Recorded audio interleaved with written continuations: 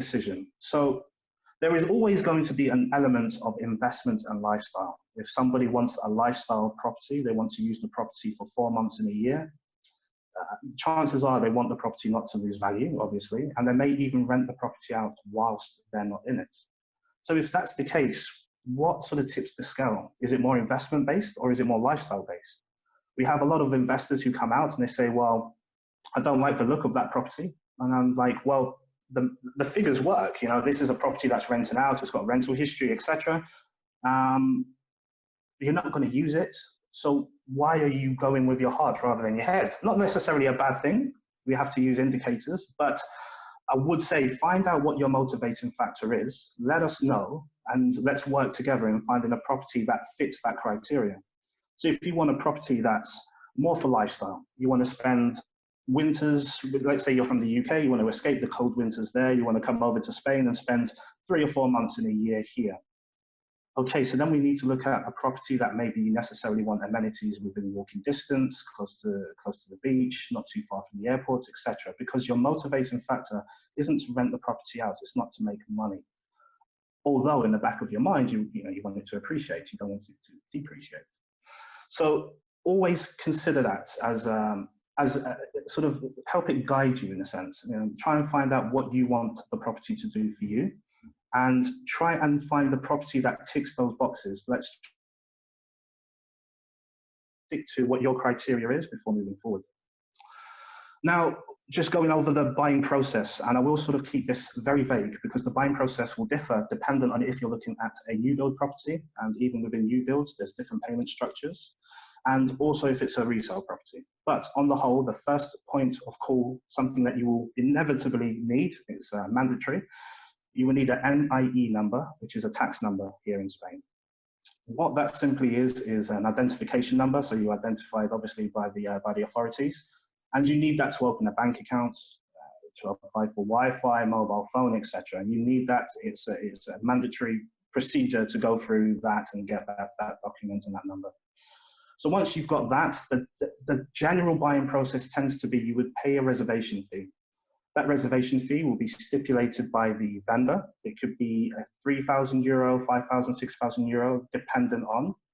And then you would pay in stage payments your first deposit, and it could then be taking it straight to the completion and then paying your lump sum then via a mortgage or via liquid funds. Or it could be stage payments, as I said. So it's really a 3-step process. Applying for your NIE number, how does that work? You would go to your local, the local police station in an area where you're considering to buy. You would apply for it in person, and you will get a document, a temporary document, and then a formal document with your NIE number written on there. It's a very simple process, and I would urge anyone who's considering to do it to get it done, because you're going to need it anyway. If you do not have the time to do it, there is a situation which I would definitely recommend if you're not sort of able to fly to and from, or if you're not wanting to view the property at all, is to sign over power of attorney, which can be done in your country of origin. And what that will do is enable a lawyer or a solicitor to apply for that NIE number on your behalf. He will basically be you in your absence, and you can get that NIE number and open a bank account and set up all your utilities using a lawyer. So it saves time, it saves money, it saves, if Spanish isn't your first language, it saves a lot of hassle. So definitely consider doing that if that helps. But if you are sort of a frequent flyer and you visit the country often, you can do it quite easily. So once you've got your NIE number, as I said, you can pay a reservation deposit. Now, there is a bit of, let's say, some people are for it, some people are against it. Reservation fees are something that I would consider paying. Some people consider it's not worth it, just pay your deposit, let the lawyers do their due diligence and start checking, making sure the property is legal, and then carry on the procedure from there. So there is 2 choices and 2 modes of thought, both have pros and cons. But in each case, I would say that NIE, deposit or straight to a reservation fee, and then you have stage payments within that process, or you would pay your final balance with using liquidity or using a mortgage. So very easy process that you can do if you're a European, if you're within the European Union or outside the European Union, not a problem to do at all.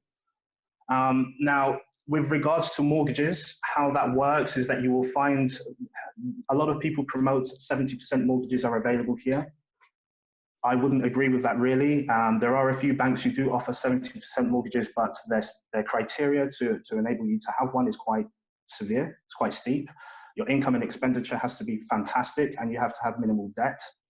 So what I would say the best thing to do is calculate for 60% of the property value. That will enable you to then get a non-resident mortgage here. And then obviously 40% will be done with liquid funds. So 60% mortgages are available up until the age of 75, apologies. And you're looking, dependent if it's fixed rate or variable rate, 2.9 to 3.9 roughly. Again, it can be lower. It can be lower. I'm giving you sort of worst case scenario, but that's sort of a rough average. So that's how the mortgages work here. It's done on an income and expenditure review. 35% of your net liquid sort of funds that you have available to you on a month-by-month basis, 35% they'll take into consideration. So one thing yeah, I didn't ask. Just shut up. Okay. Yes. One thing I've also got is a question which people are asking about Brexit for people. How it works with Brexit from inside shut Europe. up, you old man. Ben, you shouldn't be talking. You're old.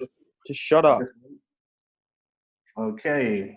We're going to try and put him on mute if possible. I think he's on mute now.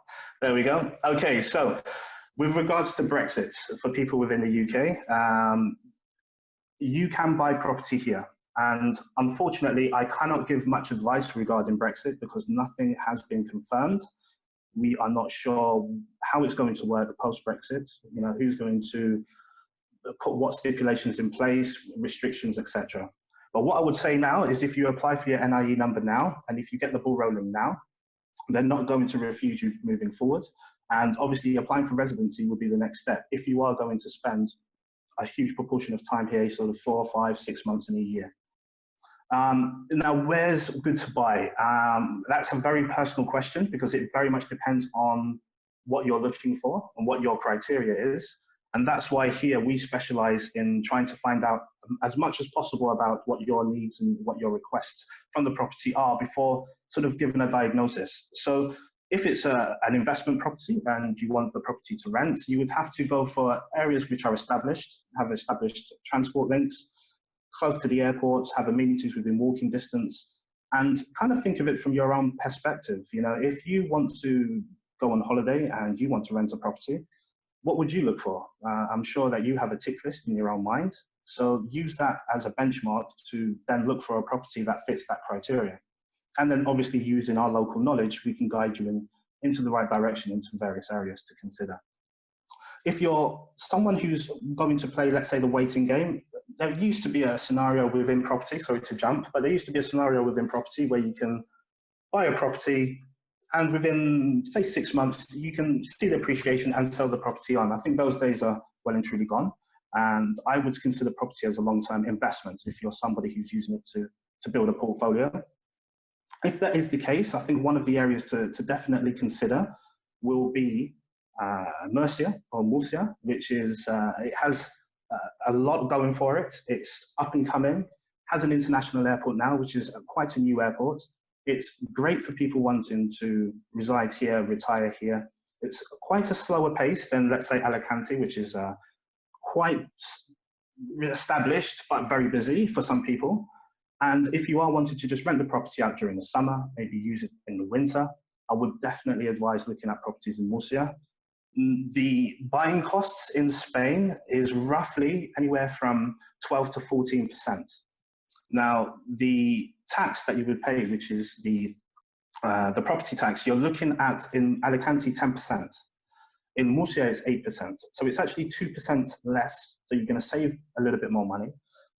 But the traveling distance, I mean, you can be from one end in Murcia to Alicante in less than 20 minutes, 15, 20 minutes. So you're only a short drive away. And to save 2%, for some people, it's a worthy consideration. So, as I say, if you budget for around 14% of the property value, I would say as a max, it very much depends on what facilities you need from the solicitor. I would say that 14% as an absolute max is what I would budget for. in terms of your closing costs. And that 14% is on the property value. So I think Murcia is a fantastic choice, but again, I'm just giving a blanket statement there. What I would much rather do is work with you and find out exactly, again, what your tick list is, and then we can prescribe the right property for you. I've got my colleague Fernando on the call here. Fernando, is there anything that you would add? I mean, you're from the area, you're Spanish, you speak, you know the area inside out. Where do you see things in the future, and how do you see things moving? Hi. Well, as you well said, Alicante and Murcia are now the cheapest and best areas in Spain to buy property, where you get more for your money. And Murcia is gonna really start growing up very soon. We all know that. So yeah, it's a good 2% safe. It might be worth it to start looking over there. Yeah, I think I'm right with you. All good. Okay, fantastic. So yeah, I mean, again, there isn't sort of one size fits all. It's more about finding out what you need the property to do for you, and we can sort of give you an idea as to where to go. So, is there any questions? If you do have any questions, please feel free to type them in the chat section. We're talking about both Murcia and Alicante. Okay, so has anyone got any questions, or is there anything that just before I press on? Okay, right, great. So, okay, so why is the same place advertised by so many agencies at varied prices? And who pays commission? Is it I'll tackle those two questions now. So the reason why you would find one property, and there's quite a few different instances as to how this can happen. In some countries, you would find when you advertise a property, it's exclusive with that agent. Over here, it's not. You can apply to various agencies and they will all market using various forums. Now, if let's say, for instance, it's a new build property, what they'll do is say from 129,000 euros. But within that, there's going to be different pricings, different properties at different costs. So different agencies will advertise those properties at different costs. So it very much depends as to what property you're actually seeing. It may have the same pictures, but it may be a completely different property with different sizes, different orientation, different views, different access, etc. That's one instance.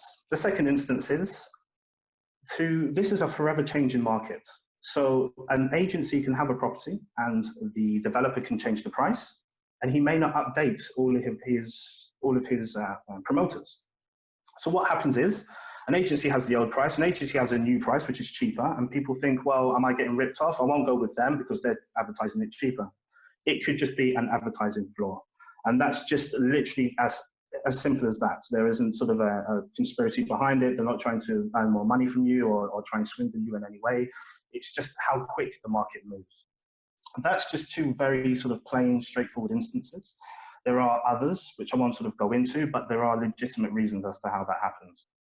Who pays the commission? Well, it's definitely not you as a prospective buyer. You will not be paying anything extra on the property. The way that we make our money, let's say, and the way we make our commission is from the vendor. So we will negotiate with the vendor our commission. So if the vendor says, well, our properties are 200,000 euros, we'll pay X percentage to you if you sell each one. That's how we make our money, and that's how it works. You do not have to pay anything at all to use our service. You don't have to pay a finder's fee, a setup fee, or anything like that at all. So hopefully I've answered those two questions for you. And if I haven't, please feel free to drop me an email, and I can always discuss it in more detail. So I had various questions that were sent through, and I will just sort of try and go through those now. Sort of pre and post Brexit requirements. I sort of touched on that earlier as to how Brexit's going to affect things. I've read recently that they were trying to extend the deal time, and that got declined, and apparently it's going to be the end of the year. So I would say nobody really knows.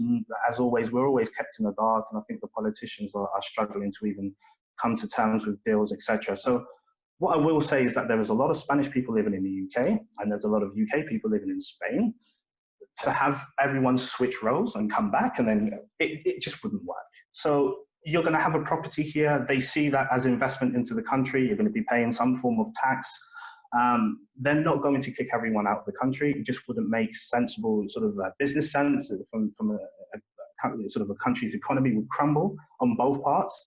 So I don't think that that's going to happen. What I do think will happen is they may ask for contributions towards healthcare.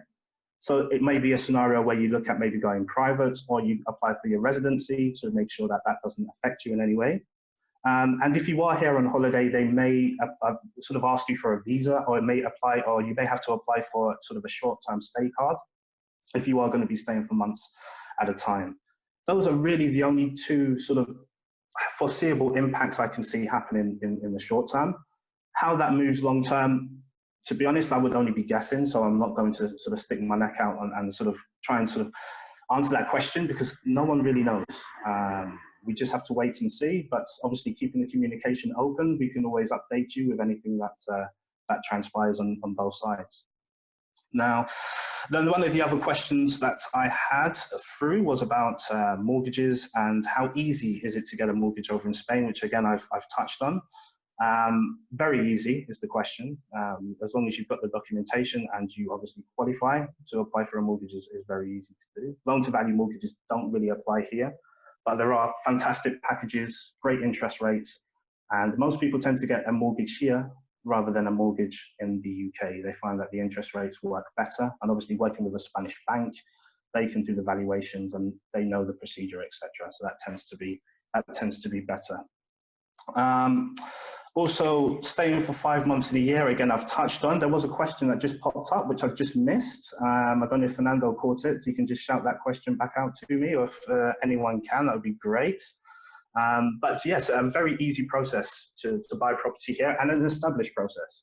You will always hear bad news rather than good news. You may go online and you may hear horror stories or read horror stories, but you can find more so success stories. I live here and have done for many years, and I brought my family over for a slightly better way of life. The sun is shining, it's glorious today, and the cost of living here is a lot cheaper than where I'm from, which is London. So for me, it was a no-brainer to move here. It was fantastic, and I've enjoyed every minute, and I will continue to do so. So I do think that now is as any other time is a good time to buy, dependent on what you're looking for and what you're trying to achieve. How does that work now, and how can you take that forward if you are interested in buying a property? Well, the first step you've already made, which is trying to seek advice and trying to do some research, which is obviously the first step you're on now. The second step really is to start working with an agent or somebody that you can trust. I'm not saying anyone in particular, but feel free to call me. That would be nice. And what we can do is work with you, trying to really understand what your requirements are, because we totally understand that this isn't a one-size-fits-all, and this has to be approached on a tailor-made basis. So what we will do is sit down, spend time having a half an hour to an hour talk, similar to this, finding out exactly what your points are, and really then finding an area and a property that matches those requirements. The great thing about Spain is there's lots of choice. The coastlines are extensive. The areas are great. Most places have great transport links.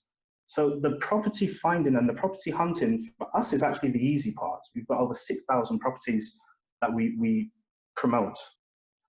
The hardest part for us really is finding a location that fits. The location, pardon the pun, but location is definitely 100% correct. Each area is specific and caters towards a different market. So you've got areas which are more expat friendly. You would not need at all Spanish to live here day by day. Then you have other areas which are a little bit more traditional, a little bit more sort of authentic, and those areas you may need Spanish, or you may find that it's in a remote area but you get a little bit more property for your money, etc. So we can help you and kind of guide you in that respect as well. So the first thing is make contact, do some research, find out what you need, give us a call, and then we can help and guide you through the next process. So are there any questions? I know there was a few questions. I turned away from the screen and they popped up and I missed them. Was there anything there that I missed and I haven't covered?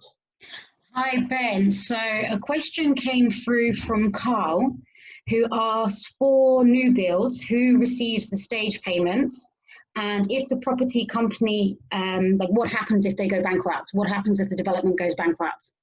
Okay, that's a good question. So with most of the instances, it's held by the lawyer. There's two ways it can happen. So sometimes the lawyer will actually hold on to the funds, and he would issue very much like a check.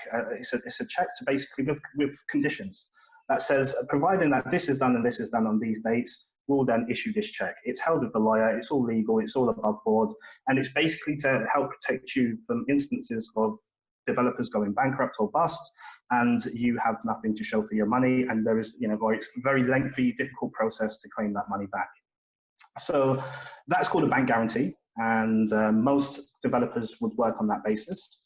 You also have other instances where clients, and this is another reason where I mentioned about the reservation fee. If you went straight to the deposit and you did actually pay that back to pay that directly to the developer, and the developer pulled out, not you, they're liable to then pay you your deposit back, and also what you've paid already times again. So you would actually get your deposit times 2.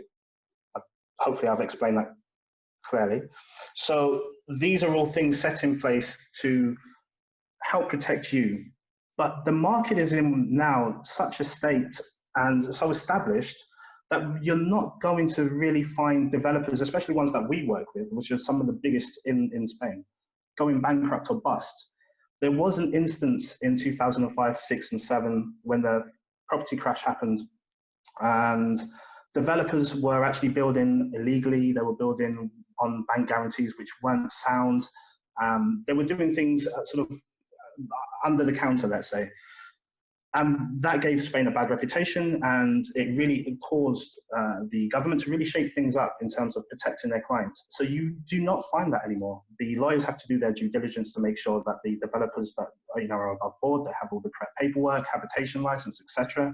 And that's the main reason why that these things have been put in place. And it's kind of, in a sense, it's eradicated that problem from coming back. There was a lot of overbuild. We were in a bubble, and there was a lot of build because there was a lot of demand, and literally overnight, within a couple of months, that demand just completely vanished. And because of that, developers were left stranded because they needed that money to then continue their projects.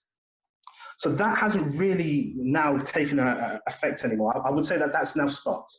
So you really have got the backup from your lawyer, and you've also got the due diligence that your solicitor and your lawyer will do on your behalf as well to make sure that you're dealing with a credible developer.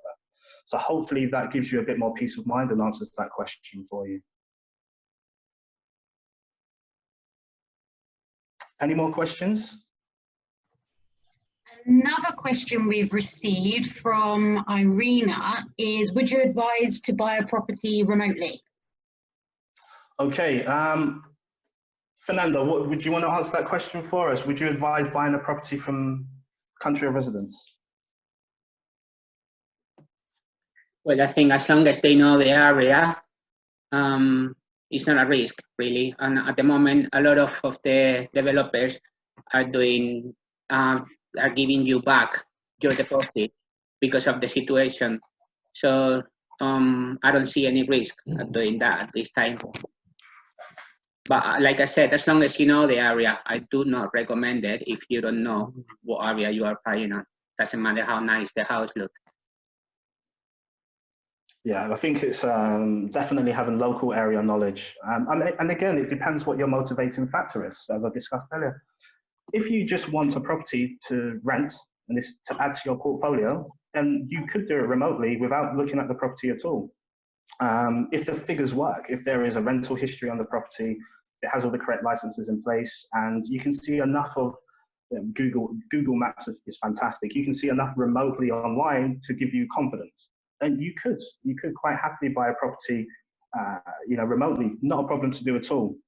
But if this property is for you to use personally, and you've let's say not been here before, you think, oh, well, that's a great deal, it's in my budget, and you get a little bit too carried away, you just have to be prepared for it maybe not to tick all your boxes.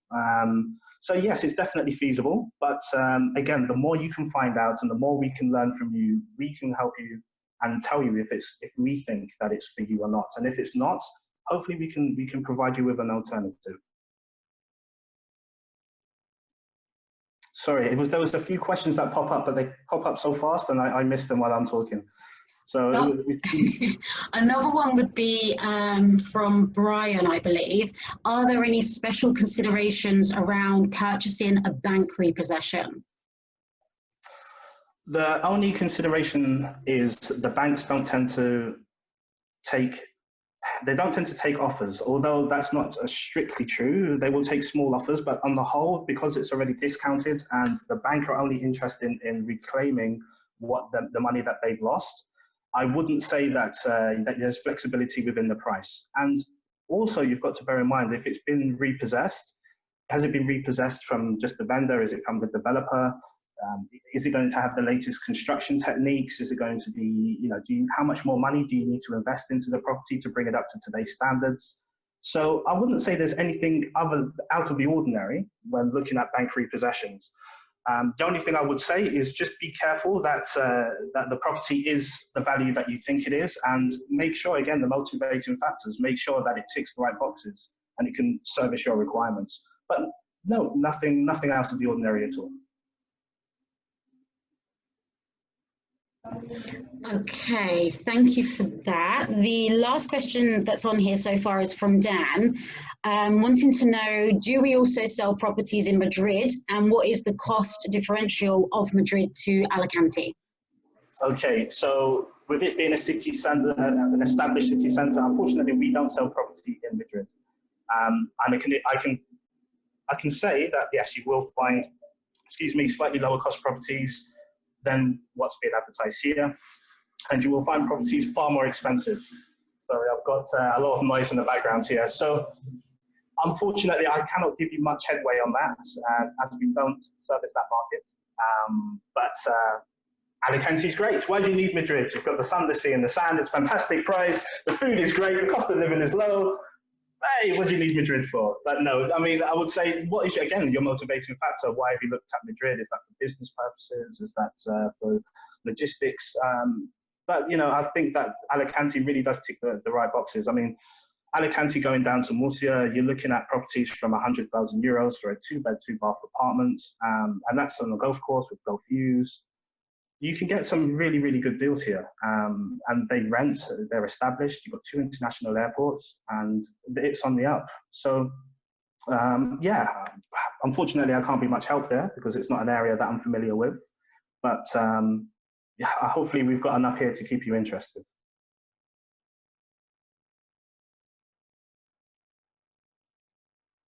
Sell properties in Denia, yes. That's definitely a good point. Thank you for putting that up. So yes, Denia, fantastic area. Property prices there are a little bit higher than if you come down to sort of the Torrevieja, sort of around Punta Prima sort of area. So depending on, again, what you're looking for. But I would presume that most people have either been to Spain or know of Spain with some degree. So if you know Denia and that's the area which you're looking for, yeah, by all means, look on our websites, and we do have properties there as well. Any other questions? Is anyone waiting sort of post, obviously they can't travel at the moment with restrictions, etc. I would imagine most people are sort of waiting to see how things pan out, but let's keep the lines of communication open. I think it's very, very important that now we've got the time to do the research. You've obviously seen that sort of last week we've looked at areas. This week we've kind of gone through loosely, I know, but just to keep things vague and not to go too heavy, the buying process and a little bit more detail on mortgages. But soon, once we're allowed out to play, we're going to start to do virtual tours. So we're going to start to sort of take you from where you are into the homes, into the properties and the surrounding areas, so that you can see exactly what sort of budget property you can get and what the area is like without having to travel. So the more we can work like this, when things are a little bit more subdued and things calm down a little bit, then we can kind of move forward with some focus. So, please, hopefully my email address has popped up at least once. I think I've seen it. If it hasn't, if we can put it up again, please feel free to send as many questions or critique on even this webinar. If there's anything you want to see for next week, and let's work together in making this, happen. If you want it to happen, but we're very confident that we're still going to be around post this. And, the more sort of research and the more we get to know each other, the better we can move sort of once things stabilize. So that's, I think, it from me. Thank you for enduring me for talking for so long. Hopefully I haven't bored you too much. But as I say, my email address is there. You can grab our contact number from the website, give me a call if need be, and any questions, I'll be more than happy to assist. Hi, Ben. So we've had a question which I think would be good to tackle from Brian again. He's asked, he said there is a lot of chat around flood defences in Murcia and Alicante now. Should there be any concerns regarding this? Okay, so we had I actually live in Murcia, so I'll speak firsthand. And I woke up to find my phone floating in the water. And I was very, very surreal. What's going on here?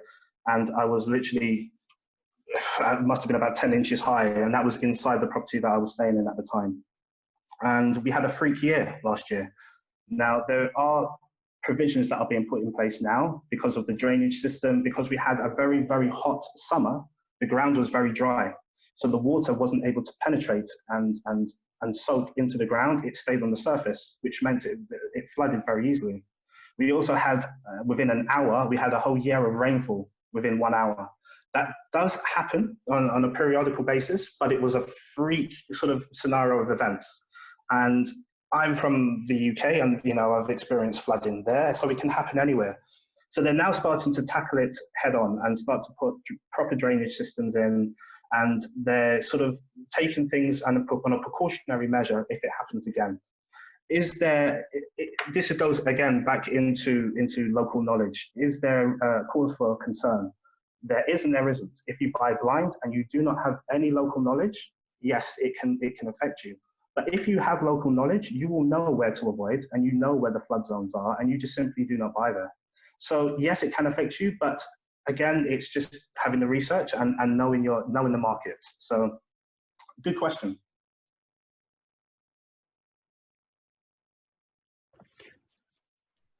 Okay, so thank you for answering that one. Another one we've got is on a slightly different location. Someone's looking at east of Marbella. Would you say that it's overpriced?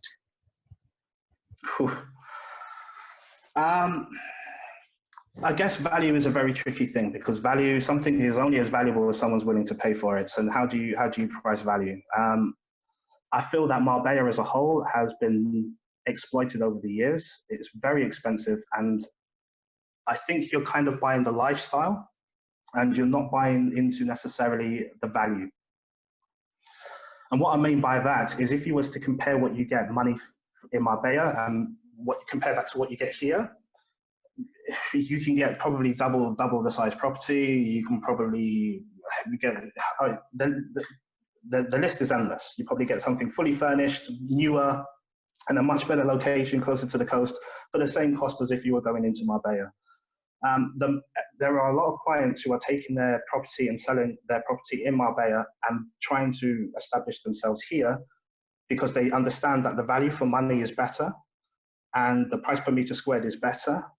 And also they still got the sun, they still got to see the sand, the great food, the lifestyle, etc. But it's like living in London. People want the postcode, they want that kind of, let's say, they want the bragging rights, let's say. I don't know if that's the right terminology to use, but they want to sort of say, I've got a property in Marbella. And especially nowadays, that doesn't really count for much. The Marbella postcode has been done to death. People aren't really too interested in Marbella anymore. I think most people now just want a nice holiday home that they can retreat to at a drop of a hat. There's flights to local airports that are quick and accessible for them. And it can be in Marbella if the price is right, but they don't need it to be. They just want somewhere that's for them, convenient for them. So I think more people are turning away from Marbella now, and they're sort of coming towards the Costa Blanca because they understand it's just better value for money, and people are now sort of tightening the purse strings. They're trying to watch the pennies. So can I say it's overpriced? I would say the value for money there isn't as good as other areas in Spain, which offer exactly the same type of lifestyle. That's what I would say. should be a politician. That was a very, very, that was a very, very diplomatic answer, wasn't it? Any other questions? So there's nothing else coming through for now. So unless you're interested in anyone taking off their microphone and having a more interactive conversation with you, then we can obviously we can distribute the recording out at the end. We can send everyone a cover of the recording.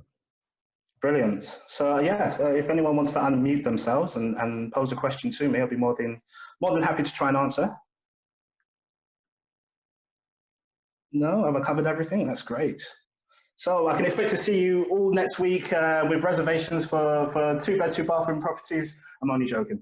That's great. Listen, we'll get the recording out to you guys. Please, there isn't a question that's too silly at all. You know, this is a very important step for anyone, if it's a second home, first home, holiday home investment, regardless. So let's keep in contact, guys, and you know, let's open the doors of communication and see where we go from there. So we've just had a question come through from Ian, who's asked, who is responsible for the upkeep of communal swimming pools? Okay, so you would have, in most instances, you would have a urbanization company who do the management of the grounds. That can be anywhere from the garden area, the communal area, the pools, depending on what facilities you have. That's actually a very, very good question, which actually brings me on to a point which kind of slipped my mind.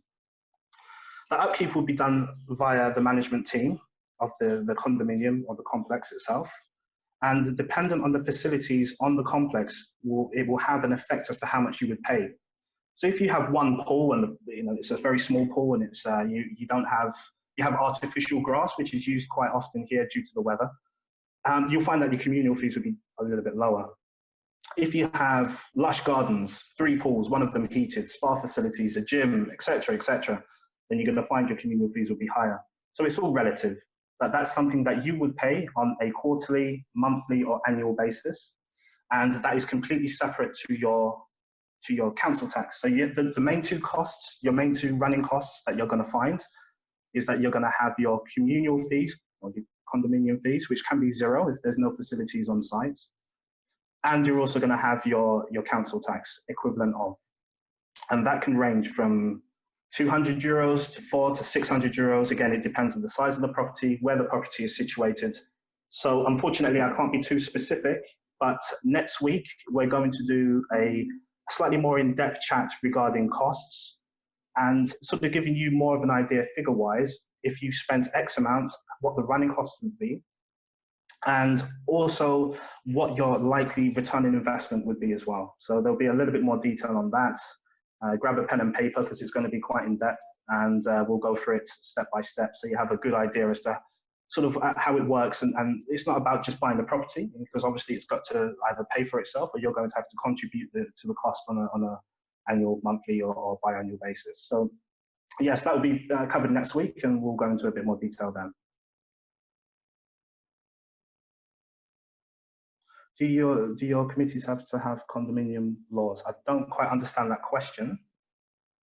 Within condominium laws, there is a certain guidelines that they would have to adhere to. Yes, I don't know if that's what you mean, but yes, they would have to keep the place prim and proper. Everything will be set out for you, so they'll have guidelines. So for instance, they may agree to paint the outside of the property once every 10 years. They may agree to clean the communal area once a week.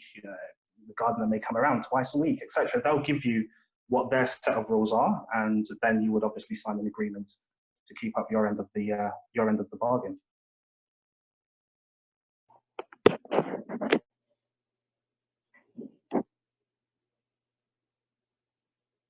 Temperatures can reach high of 30 degrees. Yes, it's even today. It's very, very warm here. Very warm. I've got the air conditioning on in my garage, and I'm still sweating. So yeah, it's going to be a hot summer. It's a pity at the moment we can't enjoy it, but we can sit in the garden at least, and look forward to getting out in civilization soon. So we've had someone raise their hand. So if they would like to speak and ask a question with you, Ben, I imagine they can go ahead. Absolutely.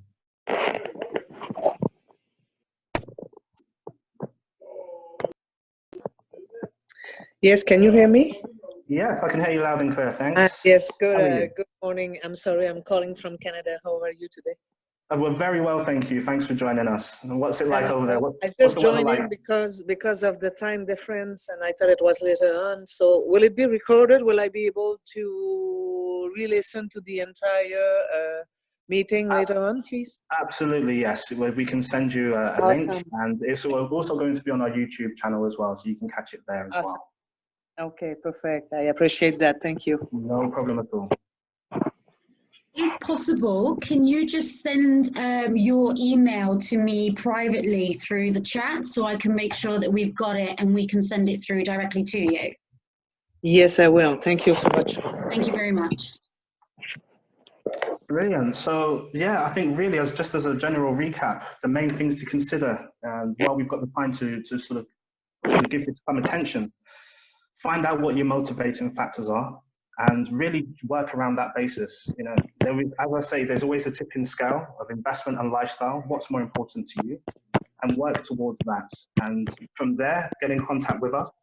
We can work on a one-to-one basis and really just start the dialogue. You know, start the communication. And hopefully, once things settle down, and you'll be in the know. You'll probably know just as much as I do, if not more. And you'll be able to move very, very quickly, but with confidence because you've done the necessary research. Yes, properties do fluctuate in price, but the price here has been quite steady. And over the past 5 years, there is not sort of masses of overbuild. It's really done on the supply and demand. And because there's people who aren't sort of trying to buy to flip their properties within 6 months, things are very stable here. So I do think this is a very safe market. People will always be coming to Spain. People coming to Spain from France, Sweden, Germany, UK, you name it, even as far and away as America. So I really do think that buying a property here can work from an investment and a lifestyle basis.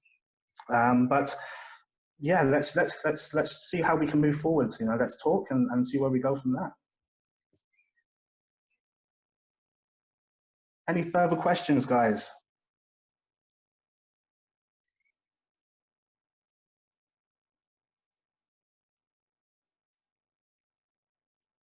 That's fantastic. I think we can probably wrap things up then in that case. And what Sorry, I will Ben. do. There's a question here regarding Spanish laws on renting properties, and I know someone else is also looking at another question. Are we going to be doing a different section regarding the law, like rental properties in general, or is that something you want to answer now? It's something that I will answer separately. I mean, it's not too complex. Just as a sort of a brief sort of overview, you need a few documents before you can actually rent your property legally. Most people will tend to rent on a short-term basis rather than a long-term basis, so they still get to use the property themselves.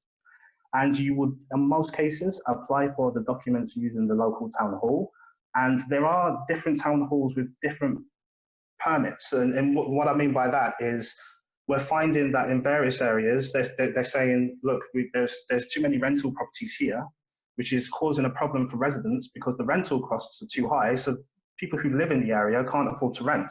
So they've had to put a cap on how many properties can get rented in certain areas. So there are areas which I would say are definitely no-go areas. There's enough rental properties there. You'll be in competition with too many of your neighbours to try and push your property forward. So the rental returns are going to be hard to come by.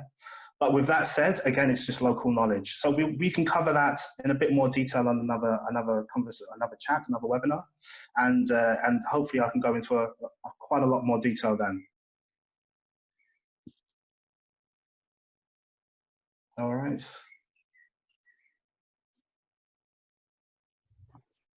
So for anything that we've missed, I can send you a copy of the chat. You can take a look through the questions. And again, if you think there's something that wasn't covered, we can respond to them directly. But yes, as I put on the group, for anyone who has joined through social media and not necessarily received the newsletter that we sent out, please send me your email privately, as we may not have you in our database, which means we may not be able to send you the recording or any information on upcoming webinars. Brilliant. And yeah, I'll probably give everyone a call, maybe just or an email, just to see how you think things went. I'm always wanting, this is new for us, completely new for us. It's a new situation for us. We're a little bit like, you know, how can we approach this in a positive way? And so if there's any way at all that we can help you and improve the service that we're offering, please, any suggestions will be welcomed. And I'll drop everyone maybe an email or a phone call, and hopefully we can take it further from there.